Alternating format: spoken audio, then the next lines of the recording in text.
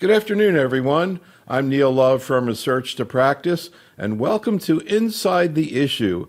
As today we talk about the current and future role of CD20, CD3 bispecific antibodies in the management of non-Hodgkin lymphoma, particularly follicular cell lymphoma and diffuse large B-cell.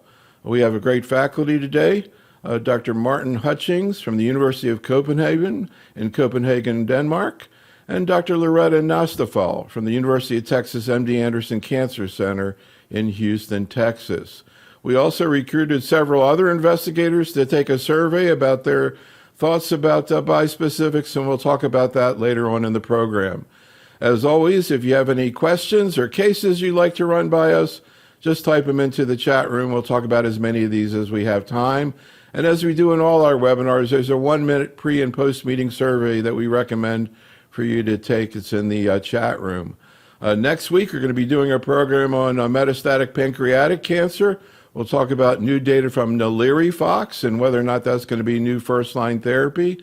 Then on Thursday, August the 10th, we'll work with Professor Georgina Long in Australia, talk about melanoma and all the new immunological approaches to that disease. We know a lot of people end up listening to our webinars and the replays of our webinars. If you're into podcasts, check out our Oncology Today series, including a recent program on the management of lymphomas with Dr. Flynn. So today we're going to be talking about bispecifics. We had a recent program where we talked about bispecifics in myeloma. This has the same format. I met with both of our faculty separately in the last couple weeks to record their presentations. Dr. Nastoupil focused on bispecifics and follicular lymphoma. We're going to start out in the first half of this program and review some of the things she talked about. And Dr. Hutchings talked about bispecifics and diffuse large B-cell and in the second half of the program. But I really recommend that you check out, they're in these presentations, they're in the chat room. We're going to send out an email soon with this webinar link on it, as well as both of these presentations. I highly recommend these presentations, and hold on to your hats. This is going to be the quickest hour you've ever had. These are some of the data sets that the faculty reviewed in their presentations. They also went through their cases. We spent like 20, 30 minutes just on their cases. So really great sessions. We're going to sort of pick up and talk about first follicular lymphoma, first some of the sort of concepts that Loretta got into. We'll see what Martin has to say about that as well. We'll also talk about some cases of patients Loretta's taken care of, and then finally the faculty survey. So first, it's maybe sort of a simple, we have so many bispecifics now in oncology, Loretta. You sort of can kind of take it for granted about how they work, but I know it can't be as simple as they've been telling us. So I'm going to give each one of you, both of you had some thoughts about this in your presentation. I'm going to give each one of you an opportunity to sort of talk about how you envision the way these agents work. Loretta, how do you see this? Yeah, so this is building off the concept of rituximab, for instance, where we know targeting CD20, particularly in follicular lymphoma, has been quite an effective strategy for the last 2 decades. So building off of that construct, they're just adding in a second target, and that second target is CD3, which helps engage and recruit endogenous T cells. We know that it's quite good at activating those T cells, potentially even more super physiologic activation of those T cells. So we hope by that sort of close proximity and activation, you're engaging the patient's own T cells to eradicate their malignant B cells or any cells that have CD20 on the surface. Can you talk a little bit about the agents that we're going to be talking about today and more, and how they're built, so to speak, and the differences, at least in terms of the way they're constructed, Loretta? Yeah, and I think, anyone who's been treating patients with leukemia for the last few years is probably familiar with blinatumomab, which is one of the limitations is the very short half-life that does require the continuous infusion. So with the real advantage to these bispecifics is you're mostly built off of the IgG backbone, so it lends itself to longer half-life, therefore less frequent dosing intervals. Mosunetuzumab essentially has the backbone of rituximab, and then again, second arm targeting CD3. epcoritamab is a little different in that the FC region is not silent like it is for mosunetuzumab and glofitamab. So you could then potentially partner it with something like with rituximab and have some additive activity. And then glofitamab, you have a 2-to-1 configuration of 2-to-1 targeting of CD20 to CD3. And so those are some of the unique features of the constructs, the ones we're going to spend most of the time talking about. So Martin, I'm curious, so we'll get to the graphics you showed and your view of it, but I'm just kind of curious, looking at what we're seeing here right now in terms of how these are constructed, particularly over on the left side where you have the four agents that I think we're talking the most about today. Talking to the two of you, I kind of realize it's not as simple as you kind of think. What's your vision about this, particularly in terms of efficacy? We already have heard and we see that mosun is approved in follicular lymphoma, and we see differential effects, and that EBCO and glofitamab seem to be more used in diffuse large B cell. But can you talk a little bit more about how you envision sort of the activity of these agents and also how much CRS you're going to see with these agents, Martin? Yes, so they are different. They have differences. Loretta pointed out some important ones. Also, they have different binding sites, some of them for CD20 and for CD3 on the T-cell receptor complex. But whether these differences, in fact, explain the differences that we see in efficacy and in toxicity profiles, I can't be sure. So the teams behind the glofitamab, for example, put a lot of weight on the 2-to-1 format, which brings about a higher affinity of that drug. Whether that is responsible for a higher activity in the end, can't be sure. But they have certain differences. I would, though, echo what Loretta said. They have much more in common than the differences. And the important thing is the IgG-based structure, giving a high stability in the vial, in the bloodstream, and a pretty long half-life, typically counted in almost a week. So Loretta, as I was mentioning, we try to get to more macro views of these. If anyone wants to get into the details of the trials and the data, they should check out your presentations. But I just wanted to chat with you rather than show you a bunch of slides from your talk about your vision and when you look at these agents, how, in your mind, how you compare efficacy and toxicity, particularly in the setting of FL, patients with more indolent disease where you don't want to get them too sick. So when you think about the agents that we've just talked about, how would you compare sort of their efficacy and tolerability, particularly from the point of view of CRS, and why is it that, at least at this point, mosunetuzumab is the only one that's approved? Yeah, great discussion. And I think, it's easy for me to focus on mosunetuzumab because that is the only one that's FDA approved currently that we have, real world experience with in the US. We participated in the study. So even my clinical experience is predominantly formulated by my experience with mosunetuzumab. I do think it has a very easy to use safety profile. And what I mean by that is all of these patients in the last few years in our center have been managed outpatient. The dose ramp up is pretty easy to follow. You do see cytokine release syndrome. It's one of the most common side effects we see, but it's very manageable. And so what I mean by that, it's something that can be managed with Tylenol, oftentimes low dose dexamethasone if you're worried about patients. And I can kind of walk through some of the situations where we've done that in the clinic. And very few patients need a dose reduction or interruption as a result of toxicity. And no patients on the study died as a result of toxicity that was directly related to mosunetuzumab. And so for those reasons, I think the efficacy is attractive. 60% of patients have a CR. It looks to be durable now with a median PFS of about 2 years. And this was in pretty heavily pretreated patients that had progressed following alkylators and CD20 antibodies. And so we can at least conclude that you can still effectively target CD20 with this. You're going to get the efficacy that we typically see with chemotherapy-like approaches, but it's going to have a very manageable safety profile, and you're going to be able to keep people on it. And here's Loretta's summary of this. The other agent that you talked about, that to me looks similar in terms of outcomes, is odronextamab. Can you kind of contrast these two agents, specifically in FL?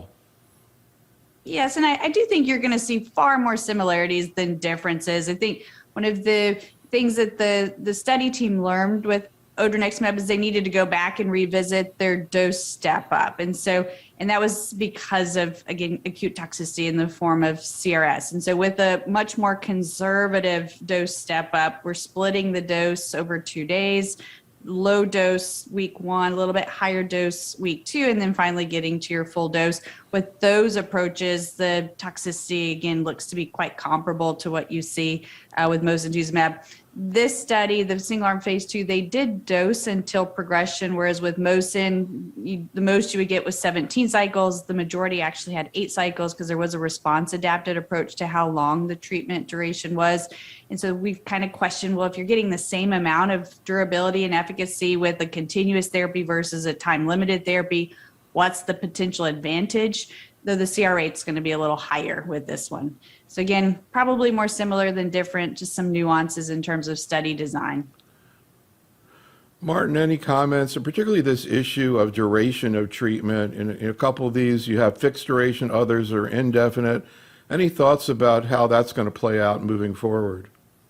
Yeah, well, so these differences are really important, practical differences. One is the duration of treatment. Is it for a fixed duration of time, maybe response adapted like mosunetuzumab, or is it until progression? Also the administration, whether it's intravenous or subcutaneous. And even it's only epcoritamab that's been developed as a subcutaneous only drug, but both mosunetuzumab and glofitamab, even though the first data that came out and the most solid data that we have are from IV use, they have both being developed for subcutaneous use as well. So these are really important differences, but I completely agree the similarities are the most important. I mean, if you look at, I completely agree also when looking at efficacy, they look pretty similar. We have the best and the largest set and the most mature data from mosunetuzumab, and even though perhaps you see slightly higher complete response rates with some of the others, this is not necessarily what you want to chase in a disease like follicular lymphoma. It shouldn't be at the expense of any significant added toxicity. So, Loretta, you also talked about epcoritamab. This was in combination with R squared, and we're seeing more and more combinations, and glofitamab in FL. Again, can you kind of put in perspective what we know about these two bispecifics in FL, and again, compared to the other two we just talked about?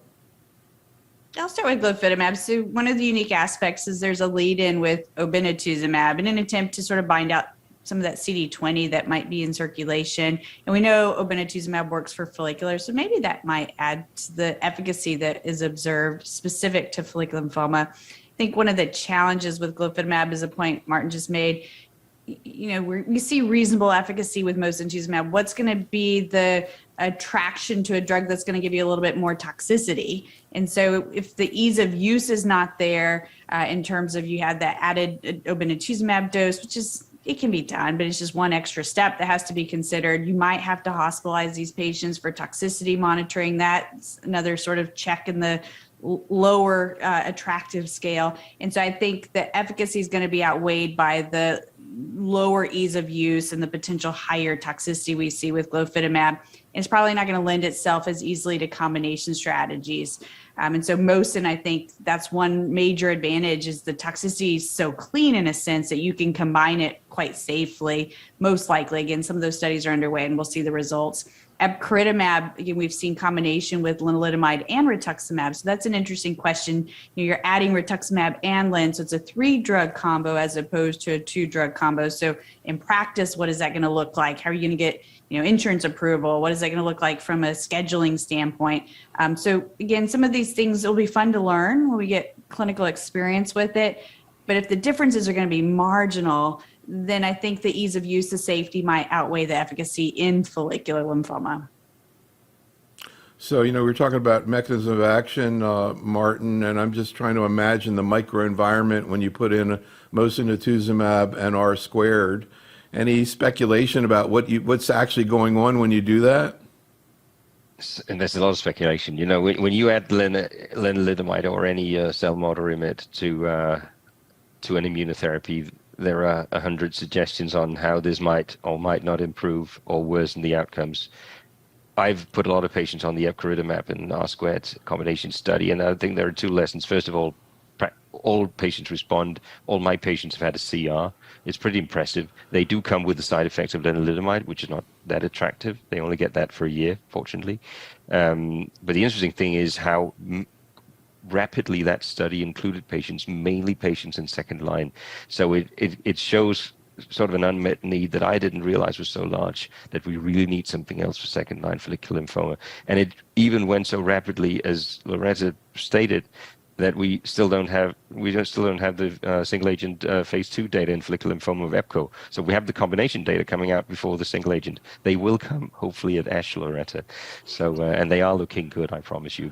But it's interesting how I think these combinations do have a future, and particularly in the patients with rapidly, the POD24 type patients, those that respond only briefly to first line, even though they are fortunately quite rare. So we talked about the fact that our primary target audience of our group is the general medical oncologists and community-based practice. Same docs are taking care of bladder cancer, breast cancer, and myeloma, et cetera, et cetera, et cetera. Loretta, it sounds like bispecifics are coming to that venue if they're not there now. I want to talk a little bit about cytokine release syndrome and some of your experiences, how you think it through. But first, can you just comment a little bit? I'd like to hear both of your thoughts about when and how general medical oncologists should be involved in delivering these agents. Can mosunetuzumab be used right now by general medical oncologists from your point of view? Yes, absolutely. Now, we learned, you have to generate order sets, and it's a little bit complicated to generate order sets that you're going to have conditional toxicity. It's not a guarantee, and the timing is often outside of the time the patient is in your hands. And so how do you give instructions for something that may or may not happen? How do you give instructions for something that may be very easy to manage with Tylenol versus it's going to escalate and need corticosteroids and or tocilizumab? Do you have to have tocilizumab on site? These are some of the challenges that we face as an institution because it's a brand new therapy for us, and it's all outpatient where we don't have the infrastructure of our inpatient CAR T service to address this. And so I do encourage all the community oncologists to think about this, to gain access, put it into their pathways. There's a clear learning opportunity for how do we handle the unique toxicities because they're clearly manageable, but they're a little bit unpredictable, and it does require some education of staff and patients and caregivers. So I was just flashing on a meeting we did not that long ago, just a few years ago, with the Florida Cancer Specialists, a group of general medical oncologists, and we were talking about HMA venetoclax and AML, and it had just been started to be reported, and they were like, we're going to be doing, first of all, we're going to be treating AML to start with, and second of all, we're really going to be giving it, of course, now, no problem. So hope, they get up to speed pretty quickly. Martin, what's your take on this? And what about this question of, do you need to have tocilizumab available in order to use these agents? I think it will depend a little bit on the patient because, we've already at this point, both in indolent and aggressive lymphomas, identified some risk factors for development of serious or higher than grade 2 or higher CRS. And they're not perfect markers of risk of CRS, but they are quite good, some of them.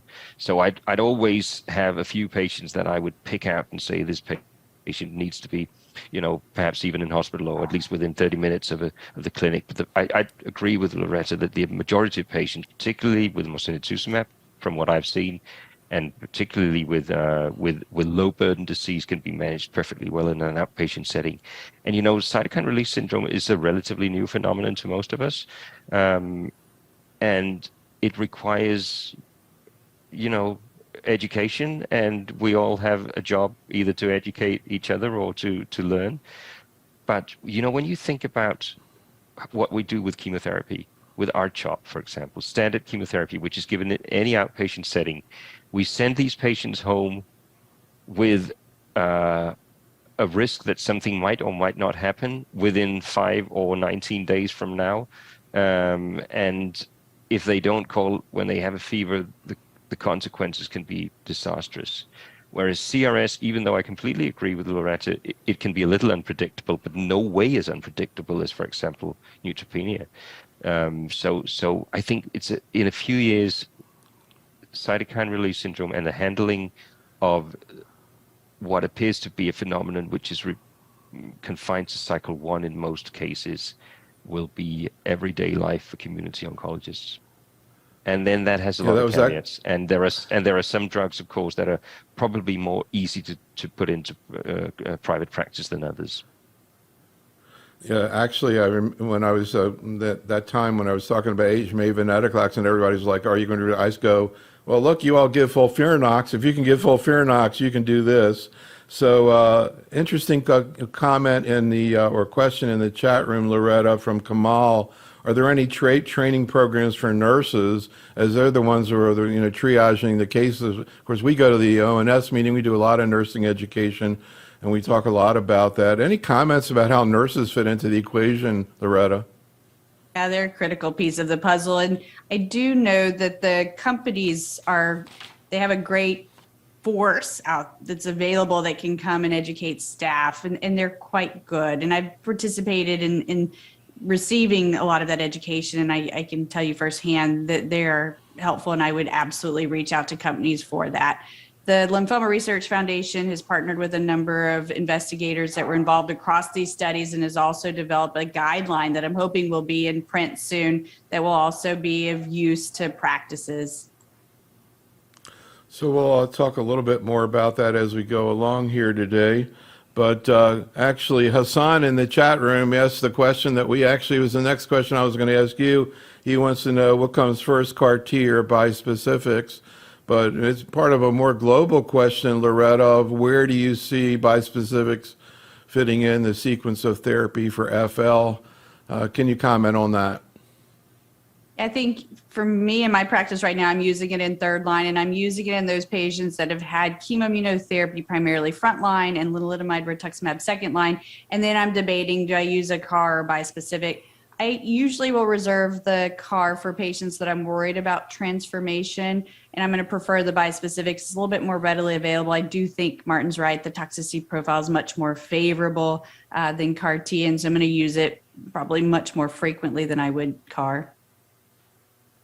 So another issue, and actually, Martin, I don't know if we're going to get to your case, actually has a patient who responded to a bispecific with diffuse large B cell, but then a relapse did not have CD20. So Martin, both in the setting of FL and I asked the same question, the diffuse large B cell, should we be measuring CD20 in patients who are about to get these drugs? Yes, this is a short answer, because even though both in the studies of epcoritamab and glofitamab, we've had some PD analyses made that show no real difference in the chance of getting to a CR depending on different grades of CD20 expression. But generally, patients who do not express CD20 do not respond. So we don't want to waste patients' time. And they can still have CRS even if their disease is CD20 negative, because there's CD20 on healthy B cells, which can be enough to induce at least a low-grade CRS. Can I just answer quickly, Neil? You asked me a question before. I only answered part of it. Should there be tocilizumab in the treatment facility? Right. I think that yes, there should. The worst cases of cytokine release syndrome are the ones that happen very early, and the far worse are the ones where you see the first signs of CRS during infusion. This is IV antibodies I'm talking about, and it's going to be so rare. But these are the ones where you don't want to miss the window of treating early. So I would always have tocilizumab ready, knowing very well that I would use it very rarely, during infusion or in the short observation, which is required afterwards. Can I ask Martin a question? Yeah, sure. How do you distinguish CRS from infusion reaction? That's a good question. A leading one. I don't. If you have an infusion-related reaction, it's probably an early CRS, and you don't want to miss an early CRS, so treat it as such. It's likely to be a bad one. Yeah, the whole clinical approach to managing CRS is really interesting. We could talk a long time about it. Maybe we can get into it through some of these cases, though. Can you just sort of briefly overview what happened with this 54-year-old woman, Loretta? Yeah, so young, fit patient, no real comorbidities, received frontline R-CHOP about 7 years ago. At relapse, received bendamustine rituximab and is now relapsing second time 2 years after completion. Does have need of therapy, nothing bulky, so the largest lymph nodes less than 7 centimeters, but not someone who's appropriate for observation. So 2 prior lines, both chemoimmunotherapy, young, fit patient. How would you approach this patient in third line? So, Martin, how would you think through this situation? And, if you had everything available, what would be your recommendation? I would, and this is not only for the purpose of tonight's meeting, I would give a bispecific to this patient. And even in the presence of a lot of treatment options available for her. Yeah, I mean, she hasn't had R squared. Which bispecific, Martin? Well, I've only had access to epcoritamab and glofitamab, but I would, in the U.S. with approval of mosunetuzumab, I'd be perfectly happy with mosunetuzumab for this patient. And then if you're working in a specialized institution with access to clinical trials, there might be combination studies that could be interesting, but she wouldn't necessarily need it. So, what happened with this patient, Loretta? I agree. Yes. So this patient did receive mosunetuzumab. Did have cytokine release syndrome after the first cycle. Is very manageable. It was outpatient, not during the infusion. Something that responded to Tylenol. Has done well. Has achieved a complete response. Still in the midst of therapy, but I'll stop after 8 cycles as long as nothing else changes. So, could you talk specifically though about what happened when she got the cytokine release syndrome? Yeah, I think there's a huge need for education, and so. If we at least look at the data from the trial, after the first dose and third dose is when we tend to see most of the cytokine release syndrome, at least in terms of first onset. After the first dose, it's earlier, so about a median time of about 5 hours. And so that's exactly what happened. Patient received the infusion during the day. About 8, 9 p.m. that night, I get a phone call. And I do share my cell phone with patients who are getting this because I don't want them calling a triage nurse and being unfamiliar right now. And we give them a prescription of dexamethasone to fill. And that's another reason why I just want them to call me so that I can walk them through, do you need it or not? And so we tried Tylenol. She wasn't feeling lightheaded or short of breath because you want to identify those who are going to have the higher grade. So hypotension, need for oxygen requirements. So that's always my first question. Do you feel faint? Do you feel lightheaded? Is your heart rate high? Do you feel short of breath? And if not, then we advise just take Tylenol. And if it resolves, perfect. We make sure they all have their temperature monitoring device and we have someone with them to help monitor them. 1 dose of Tylenol, everything was fine, no big deal. Now, because she had CRS with the first dose, when they come in for the second dose, we do a quick evaluation in the clinic by an APP or physician just to make sure we want to hospitalize them and monitor for that second dose, or do we still think it's appropriate for outpatient? So we did do her outpatient. If she'd had a more severe case, I would have hospitalized her and monitored for that second dose. She did fine with the second and third dose, no issue. So again, just to get a little more into it, roughly how high was her temperature and how bad did she feel, so to speak? Was it sort of a mild thing or did she really felt bad? This one was relatively mild. We'll talk about a second case, but generally it's kind of flu-like symptoms, a little fatigue, little myalgias, little headache. Temperature's usually 100 to 102. It's rare to be higher than that. Again, we generally have them take the Tylenol, check their temperature, make sure it recovers. Because I've had situations where they take the Tylenol and the fever is still persisting. That'd be a little bit more worrisome than something that responds to 1 dose of Tylenol. So without getting into all the details about this case, can you talk about what happened when this patient was treated and what the CRS was there and what you did about it? Yeah, so it's an older gentleman, has some mild comorbidities, has had prior chemoimmunotherapy and lenalidomide rituximab, had a course of single agent rituximab, so a little bit gentler approach because of the fact he was older and a few more comorbidities. He did have good support because I think that's important. If we're going to do something where toxicity is going to happen after hours, we want to make sure that someone's there to place those phone calls and to follow instructions if we need them. So he did have toxicity, again, with the first dose. First dose was relatively mild, similar to the last case, some fever, some chills, responded to Tylenol, did well.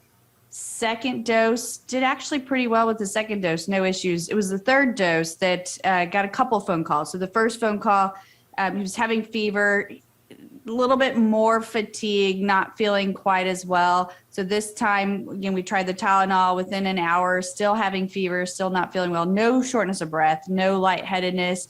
Wife was not particularly concerned, but with the persistence of the fever, then we actually did utilize the dexamethasone that we had prescribed. And so we generally will give them 4 milligram tablets. We gave 8, or advised him to take 8 milligrams, so 2 tablets, and then reassess. And he actually did pretty good with that approach. Martin, any comments on this case? You know, I'm thinking really a case-based approach where you really get into the granularity. I think that's going to be a really important thing. I'm learning a lot just hearing about these cases. Any comments, Martin? No, I think it's I mean, great handling, of course, but also the approach that you take your experience from the priming dose and then individualize whether you hospitalize, how you pre-treat, how you know, if you advise the patient to be, for example, within 30 minutes of transport, if you don't hospitalize them.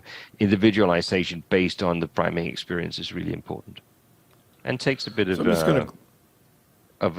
exercise as well. So I'm just going to peruse a few of the results. We have tons of data from the survey, but just a couple of things that we asked that I think are interesting. You know, I think of these global questions because I know people in practice think about it. So Loretta, one thing we asked here was, how do you compare obviously it's indirect comparison, but we have to do it. In your mind, you know, when you look at the data, when you look at your experience, how do you compare efficacy and tolerability? We talked about sequencing of bispecific CAR-T. How do you compare efficacy? And, you know, looks like a lot of people think that at least in FL, efficacy is less with bispecifics, although Martin thinks they're about the same. But I think everybody agrees that it's more tolerable. Any comments, Loretta? I think the challenge is we just have longer follow-up with CAR, and it's a one-time infusion, so we can't unknow that, meaning we can't unknow the fact that axi-cel can result in a quite favorable PFS of about 40 months with a one-time infusion, whereas with Mosun, it's about 24 months, with all the caveats if you can't really compare the two study populations. Now, if you think about the outcomes with Tisa-cel, it's probably not much different than what we're seeing with Mosun, for instance, similar CR rate, similar PFS. And so I think it's probably fair if you took all patients, including those that, you know, you may have considered for CAR but never took them to CAR because you're worried you weren't going to get them through the manufacturing, it's probably more similar than different in terms of efficacy. So, Martin, I see that you think they're about the same in efficacy. And then this is really interesting. We asked the faculty, well, putting aside reimbursement issues, where do you think they should fit in? And you see a little heterogeneity there. Several people agree with the current placement of third line. But, Martin, you say maybe first line and beyond. Can you comment? Yeah, so I realize that is perhaps a little bit over enthusiastic, but when you can try and indirectly compare efficacy, which is of course impossible between studies and patient cohorts, I think there's one thing that we haven't answered yet, and this goes for CAR-T and for the bispecifics as well. We've long regarded as a dogma almost follicular lymphoma as an incurable chronic disease. I think in the era of these immunotherapies, that dogma is going to fall. We will cure patients. And if I'm right, and that will of course wait to be seen, I think a proportion of patients, particularly the younger patients, we should consider these treatments in first line at some point, because we are going to cure follicular lymphoma with these treatments. We have to pick the right patients, pick the right immunotherapies, but at one point we have to get rid of life-prolonging and disease-slowing chemotherapy. So Loretta, we call these surveys going beyond the guidelines. When we ask people, what do they do in their practice? Do they all say the same thing? we call that a consensus. So when we talk about, right now, a typical situation of BR up front, second line R squared, what's next? You can see a bispecific is kind of what people are thinking.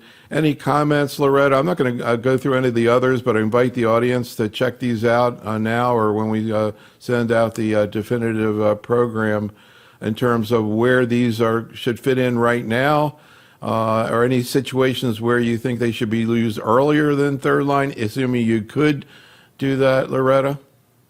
I actually think this is quite remarkable to have all of these people have the same answer for follicular lymphoma. I think it just highlights that this is something we're quite enthusiastic about, and I think the efficacy looks to be quite good. I am optimistic it's going to move into earlier lines. I think we'll be questioning what's the optimal partner. The obvious one is lenalidomide, but I'm sure there'll be others that are explored, and so I'm just really eager to see how this all evolves. I like the idea of curing follicular lymphoma. I haven't heard too much discussion about that in the past. All right, let's move over now, talk about diffuse large B cell. And again, we're going to take the same kind of approach. Martin, I thought some of the slides you showed were very informative in trying to understand, the differences between these agents. And the one thing in particular I thought was some of the laboratory data that you talked about. Can you comment on that? Yes, so that is, we've talked about the absence of direct comparisons. This is actually a direct comparison. The problem is it's a direct comparison in preclinical models. So this is not human studies, but it's just, and also there's the reservation that this study was performed by the team behind epcoritamab, the preclinical team. So, but it's a comparison of the 5 CD3, CD20 antibodies, including plamotamab, that we haven't mentioned yet. And what you see here is that the pharmacodynamic evidence of activity, which here is T cell activation and T cell mediated cytotoxicity, seems to be reached at much lower levels, and these are logarithmic y-axes, much lower doses of epco and glofitamab than the 3 other drugs, pointing towards a higher potency of these drugs. Not necessarily that they are better, because you might just be able to give the other drugs in higher doses, but it kind of supports what at least I, with my subjective view, have seen in patients, which is that these are the 2 agents that are the most potent ones, at least in the aggressive lymphomas. Kind of this whole thing is sort of reminding me, I don't know, I actually wasn't around, I don't think around when chemotherapy first came out, but can you imagine chemotherapy first came out, they're just starting to figure out how it works, and now here we are, 50 years later, and so many complexities. I wonder if that's combinations, et cetera. You brought up the interesting idea of how do you get deeper and more durable responses, particularly the idea of combinations, Martin. Can you talk about that? And from your point of view, logically, what makes the most sense? One of the things that you commented on during your presentation that struck me was you're kind of like not so excited about combining with just classical chemotherapy, maybe more interested with antibody drug conjugate. What's your vision about how we can get more out of these agents, Martin? So these are really early days, and it's like you say, it's tremendously interesting and thrilling even. The thing is, with the bispecifics, the side effect profiles, which is really what determine combinability, and then in second line, it's mechanism of action and potential synergy. But the most important thing is, and this goes back to the development of chemotherapy combinations as well, it's the combinability of toxicity profiles. And when you look at the bispecifics, yes, they have a little bit of cytopenias occasionally, but not very much. It's cytokine release syndrome, which is important. And cytokine release syndrome looks very little like most of the toxicities of anti-cancer therapies that we use otherwise in lymphomas. Also, most other drugs have toxicity which is develops in a cumulative fashion. It gets worse and worse, or at least it stays with time. I mean, if you give a kinase inhibitor to a patient and they get diarrhea, they usually keep that diarrhea if you stay with the same dose, right? Whereas with the bispecifics, most of the CRS is over after 3-4 weeks, which means that both in the nature of the side effects, but also the dynamics of the side effects, you can combine them with practically everything, I would say, which also opens the problem that you have to combine them with everything, and it's very confusing. And there are so many studies ongoing, and I participate in some of the chemo combinations as well. And I'm not antagonistic directly. I just do not think that if you have something which depends very heavily on the fitness of T cells, such as bispecifics, it's not overly elegant to combine them with very large doses of steroids, for example, with R-CHOP, or with cyclophosphamide or bendamustine, even though I've given bispecific successfully right in the aftermath of bendamustine treatment. But theoretically, it doesn't make a lot of sense. And if you really want to dive down deeply, I think the most interesting partners are the one that directly support the mechanism of action and perhaps even try and meet some of the shortcomings of the bispecific. Loretta mentioned the possibility of exhaustion of T cells, which is probably a mechanism of loss of response in some of these patients. So if you can combine with drugs that extend the fitness of the T cells and hence extend and perhaps make permanent the responses, that would be fantastic. We're doing that in a number of studies, and the great news so far is that we see practically no added toxicity, and that's the first point. And Loretta, that brings up another issue, and it relates not just to bispecifics but also CAR T. And I don't, sometimes I wonder if we emphasize this enough. And when Martin talking about the toxicities reminded me of this, which is susceptibility to infection. Martin is going to present a case, if we get to it, of a patient who got COVID and the issue of response to vaccination. Can you kind of provide an overview of what we know about infectious complications of bispecifics and how they compare to what you see with CAR T? Yeah, so we have to recognize that we're talking about CD20 bispecifics here. And so you're depleting B cells and you're chronically stimulating T cells. And so, again, I think it depends on the duration of treatment, how heavily pretreated patients are. We see neutropenia as well as a not infrequent toxicity. So I do think it's sort of a combination of all those factors. We tend to treat older patients because we view this as more favorably tolerated than CAR T.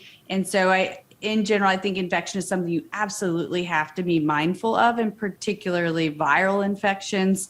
Fortunately, in my experience, I've not seen a lot of febrile neutropenia, despite about 24% of the patients around that ballpark experiencing grade 3 or higher neutropenia, but have seen quite a bit of viral infections. And so I think it's just something, again, educating the staff, educating the patient, and just making sure that they're up to date on all their prophylaxis. We do shingles prophylaxis, for instance, in these patients. And oftentimes we talk about PJP prophylaxis as well. And so I think it's just a little bit different situation than what we've done with chemotherapy in the past. Martin, anything you want to add on to that? Any practical, you talked about educating patients and the staff, any practical issues that come up in the management of these patients? How often do you see cytopenias?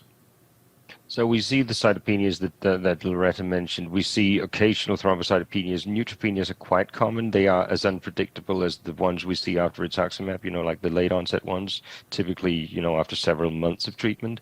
Some of the patients have neutropenia after every treatment, and they can be, managed well with GCSF. The most important thing is definitely the lymphodepletion. And, in part as a testament of the efficacy of the drugs, many of the patients stay on treatment for a long time and they stay in nice remission afterwards. We see the consequences of prolonged B-cell suppression. They have a very hard time, for example, clearing a COVID infection. Some of them have, positive COVID tests and even dry cough and symptoms for more than half a year. And this is a challenge, and it's a challenge that, you can also turn it around and say it's quite impressive that most of these studies have been carried out mainly during the COVID era. The phase 2 data that we're looking at in diffuse large B-cell lymphoma has been generated entirely in the COVID era, and yet we see quite few cases of treatment discontinuation, but the majority of cases of discontinuations due to side effects, in my experience, is due to viral infections, mainly COVID. And just another point, if I may, Neil, I think it's very important that to monitor both patients on treatment, but also patients who've finished treatment who will stay in depletion for several months or even a few years, that we monitor their IgG levels, monitor them clinically, and be quite liberal with immunoglobulin substitution. That's at least what I do on top of what Loretta already said, which is antiviral prophylaxis, and we give PJP prophylaxis to most of our patients as well. No, I was just flashing on, when COVID first came out, and one of the key questions was, are we going to be able to do clinical research? How are you going to get it done? Really amazing that things just kept moving forward.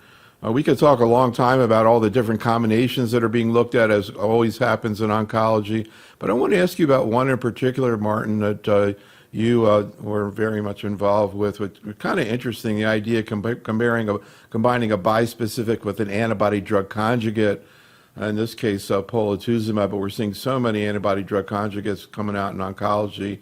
What did you see in this study? I mean, both of these are now approved agents. If you could, would you give it right now? Oh yes, definitely. Yeah. So this combination is the combination of glofitamab and polatuzumab. So it's actually not one of the combination where I believe the drugs directly support each other's mechanism of action, but they have practically no overlapping toxicity apart from some of the cytopenias. That's very manageable. And actually, this slide is data that I presented at ASH last year. We updated that recently at the summer conferences, and we've included more than 100 patients, and we still keep seeing around 80% overall response and 60% complete responses, even in patients with high-grade lymphomas, which are typically quite difficult to treat. So this is a really neat combination, and it's something which I strongly hope and believe will be developed, particularly in the very aggressive lymphoma space, such as high-grade.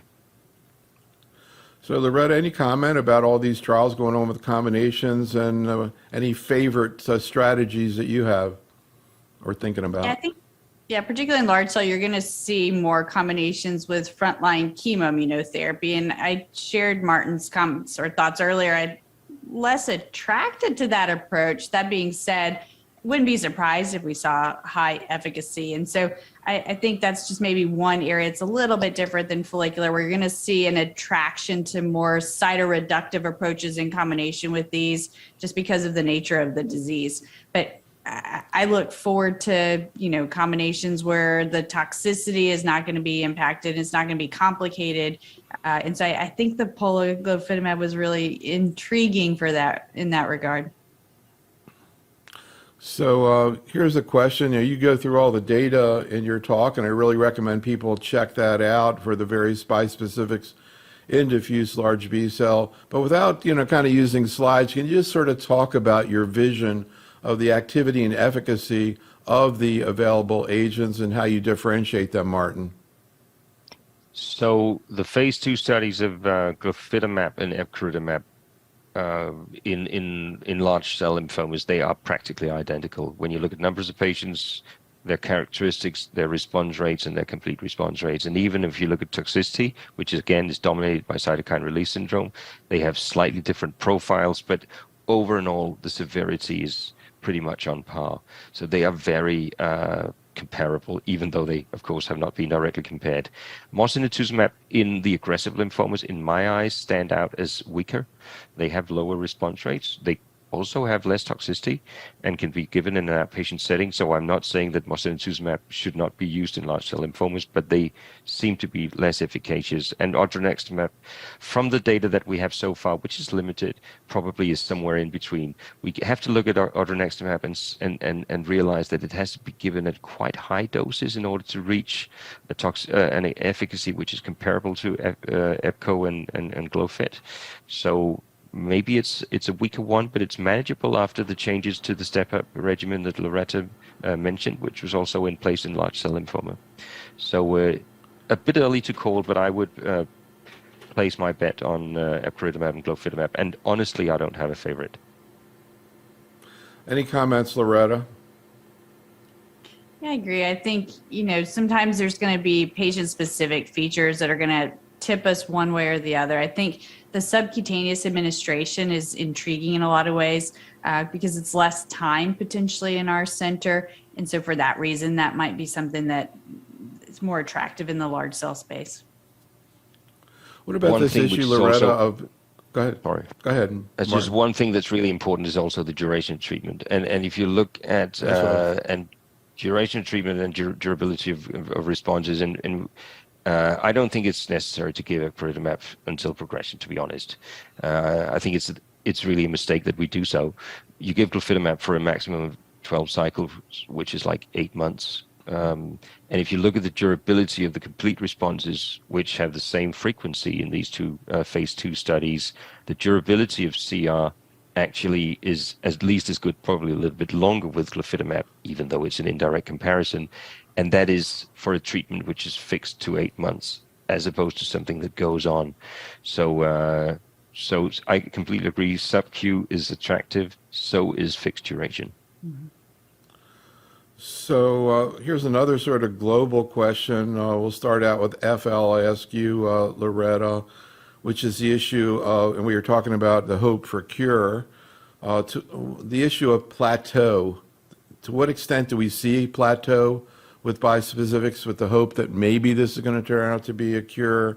And how do you compare that to CAR T in bispecific, in follicular, again, in terms of plateau, Loretta? Yeah, I think in both regards, those patients who achieve a complete response, the majority of those patients actually do very well. So though you don't see the traditional plateauing of the curve like we see with CAR and large cell lymphoma, even in follicular, you don't really see that. But if you just follow those patients out who are in a CR, even with Mosin, I mean, those curves look really, really attractive, particularly for this population of patients that was studied on the phase 2, because they were patients that were enriched with refractoriness to chemoimmunotherapy. And so those curves to me are super attractive. So that's where we're kind of focusing our attention. Can you identify who those patients are going to be that are more likely to achieve a CR? Because those are probably the ones that you can potentially cure. And of course, we don't have as much follow-up as we do with CAR T at this point. What about diffuse large B-cell, Martin? Again, plateau with CAR T as opposed versus plateau with bispecific, specifically EBCO and Glofit. Yeah, so I mean, there's no doubt in my mind that patients are cured with CAR T, and I think most people would agree with that. The difference between the plateau with the bispecifics, EBCO and Glofit particularly, is that we have less follow-up, and we keep maturing the data, and we keep getting data from new studies. We'll update data from the phase 2 studies of EBCO and Glofit soon again, and we are seeing clear plateaus. So I have no doubt in my mind that we are curing patients. Whether we are curing as many patients as with CAR T, I'm not sure, to be honest, but getting to a CR is the crucial thing. If you're in a CR, you're very, very likely to stay in that CR for an extended period of time. And, you know, with these patients who have been refined as much as they have to get into these studies, seeing a CR lasting without any intervening treatment for 2 years or more is not a guarantee of cure, but it's a pretty strong hint in my eyes. How about this question, Martin? This is a simple one, just kidding. Based on what we know right now at this point in time, again, putting aside reimbursement, et cetera, when do you think is the optimal time to introduce, let's say, Glofit or EBCO in a patient with diffuse large B cell? And which one? Any preference? Yeah, so first-line treatment for DLBCL, even though criticized and often challenged, works pretty well in many patients. So I would say second line. I think that would be the best way. But this is in the absence of CAR T. If you have a CAR T, I think the natural place for a CAR T is second line in large B-cell lymphoma. So I'd have to say third line. Having said that, of course, again, I advertise the combinability of the bispecifics, and I know that they will be perfect partners to incorporate in first line. It's already being done in several studies. And whether it's the best bang for your buck, I don't know. Whether it's the best way to use these bispecifics, I'm not sure. But it has to be done, and it is being done. So I would say first or third line for the bispecifics, second line so far reserved for CAR Ts. With novel combinations, that may change. Any comments on that, Loretta, and particularly the issue of what comes first, CAR T or bispecific, particularly the patient who's very ill and needs a response? I absolutely agree with Martin's thoughts. I think where I've struggled a little bit are those patients with primary refractory disease that we're trying to get through the manufacturing period of an auto CAR. It'd be intriguing to see, if you could stabilize them with the bispecific since it's off the shelf. The one caveat to that, though, is you still have to do the dose ramp up. So though you can see activity with the first dose, you're not going to really get to full dose till about 3 weeks in. And that's probably as long as it's going to take to manufacture. But I still think that's an unmet need. And then for those frail elderly frontline patients that are not appropriate or can't tolerate an anthracycline, it'd be really interesting to see how the bispecifics do in that space, other than just single agent Mosun. So a little bit from the survey related to diffuse large B cell. We asked the same question we did with FL, comparing it. We've just been talking about this to CAR T. Almost a consensus except for Martin, who thinks their efficacy is about the same. Everybody else thinks that maybe CAR T is a little more effective and that bispecifics are better tolerated. We were just talking about this, again, a little bit of heterogeneity and where people, you heard Martin describe his thoughts about where this might fit in, and you can see everything from first to third line therapy. We asked about a patient who has no significant comorbidities, a younger patient, what comes first? Everybody says CAR T. I want to actually get into a couple of your cases, Martin, and particularly this first case, if I can, let me see if I can find it here. Let's see here, yeah. There you go. Well, is this it? Hold on, sorry. Oh, yeah, no, sorry. All right, yeah, this one. This is an amazing case. So maybe we can end on this. Can you talk a little bit about what happened to this 76-year-old woman, Martin? Yeah, so she'd had CLL for more than 20 years and been treated over and over again, 5 prior treatment lines, responded to all of them, and then she had a Richter transformation, which is not great news for a 76-year-old, and it was with a relatively aggressive presentation at the time of the first transformation. She had 3 lines of treatment, R-CHOP, R-Benda, which is not great, R-GEMOX, didn't respond to any of it, actually progressed right through everything and was really sick, as you can see on the baseline imaging on the right, when she came for experimental treatment, which was really her last hope. And she responded dramatically to the induction with glofitamab. You can see already after 2 cycles, she was in a complete response. She had a rough ride to that complete response. She had a high-grade cytokine release syndrome. She needed time in the ICU, mechanical ventilation, dual presses, but she came out perfectly well and got her second treatment on time, actually. She did progress during treatment. I think it was after 8 cycles. She had progressive disease. We biopsied her site of progressive disease, which was a single site. That site, the cells had lost CD20, and we see that over and over again, pointing towards a potential mechanism of resistance, but also, in my eyes, pointing towards the need of combining, at least in some patients with some diseases, the bispecifics with drugs that target other things than CD20. So I just noticed something that I didn't when you first presented the case. When she got the glofitamab, August 2020, those were scary days. That was before the vaccines came out. August 2020, not a good summer. And here this lady's in the ICU, intubated, and yet she has CR. What an amazing story. And you asked about the temperature before, and I remember her temperature still. It was 40.8, and in Fahrenheit, I believe that's 105.5. Yeah, and you were talking before that she was not a happy camper at that point, expressing her displeasure to you about CRS. She used her middle finger when I came to the ICU, but she was happier later on. Well, it shows a little spunkiness and maybe says how she got through all this. One of the things I thought was really interesting, I'm curious, Loretta, your experience with this, the concern about flare and the fact that she actually had a prophylactic trach done because of the concern, because of this huge mass compressing the trachea. And I think another case, I think it was one of your cases, Martin, the patient had pain in the site of tumor. Do you see the tumors, increasing in size? How often do you see that happen? Sort of a physical flare, Loretta? And do you ever see patients who get pain in the site of their cancers? Yes, and I think again it speaks to the fact we have to educate our patients and our caregivers because they can be quite alarmed about masses increasing in size. And so just making sure, recognize this clearly can happen. And we've seen it with lenalidomide-based treatment. I've seen it with CAR T. It's no surprise to see it with these, and you're probably going to see it early on in the first few weeks. But do you actually see pain? Do people complain of pain? And is that because it's getting necrosed or because it's getting bigger? What do they tell you? Yeah, I've definitely heard about pain, and I've seen it physically increasing in size over the span of 24 hours. And I do think it's probably infiltration. It's probably stretching those capsules if they still exist.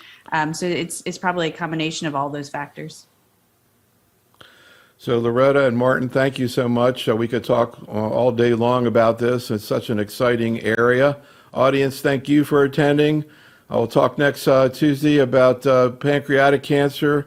We're keeping our fingers crossed that someday we'll have agents like what we've just been talking about here in lymphomas with pancreatic and many other solid tumors. Be safe, stay well, and have a great night. Thanks so much, Loretta. Thanks, Martin. Thanks.